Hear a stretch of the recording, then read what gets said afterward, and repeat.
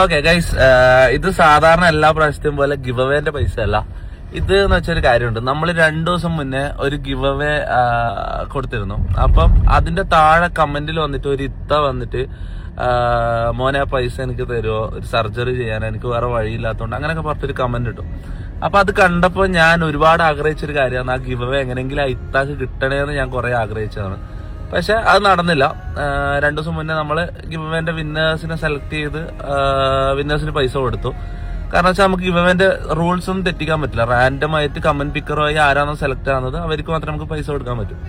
അപ്പൊ ഞാൻ വിചാരിച്ചു ഇന്ന് നമുക്ക് ഇപ്പം അങ്കമാലിയിലുള്ള MAGJ ഹോസ്പിറ്റലിലുണ്ട്. അപ്പൊ സർപ്രൈസ് ആയിട്ട് അവിടെ പോയിട്ട് ഇത്താന്റെ പ്രശ്നങ്ങളൊക്കെ തീർത്തു കൊടുക്കാന്ന് വിചാരിച്ചു. അപ്പൊ നമ്മൾ അങ്ങോട്ടേക്ക് പോവാ. അപ്പം നമുക്ക് പോയി നോക്കാം.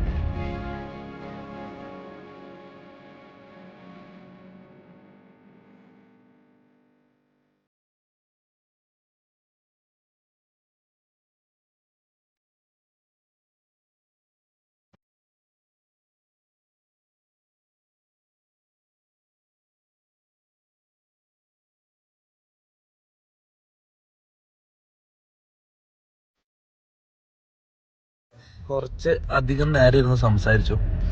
അപ്പം ഇത്താന്റെ ഭർത്താവ് ഒരു 5-6 വർഷം മുന്നേ മരിച്ചതാ. അപ്പം ആരോരും ഇല്ലാത്ത. അപ്പൊ ഇങ്ങനെയുള്ള ആൾക്കാരുണ്ടെങ്കിൽ, ഇങ്ങനത്തെ കാര്യങ്ങളുണ്ടെങ്കിൽ ഒരു മടിയും കൂടാണ്ട് മെസ്സേജ് അയച്ചോ.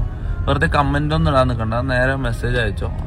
എന്നെ കൊണ്ട് പറ്റുന്നൊക്കെ ഞാൻ ചെയ്തു തരും. കാരണം പ്രത്യേകിച്ച് ഇപ്പം ലൈവും കാര്യങ്ങളൊന്നും ഇല്ല, മൊത്തം ബ്രേക്ക് എടുത്തിട്ടുള്ള കുറച്ച് സിനിമയും കാര്യങ്ങളെല്ലാം ആയിട്ട് അതിന്റെ പിന്നാലെ കുറച്ചധികം സമയമുണ്ട്. അപ്പം ഇങ്ങനെയുള്ള ഇതുണ്ടെങ്കിൽ മെസ്സേജ് അയക്കോ. അപ്പോൾ ബൈ ഗൈസ്.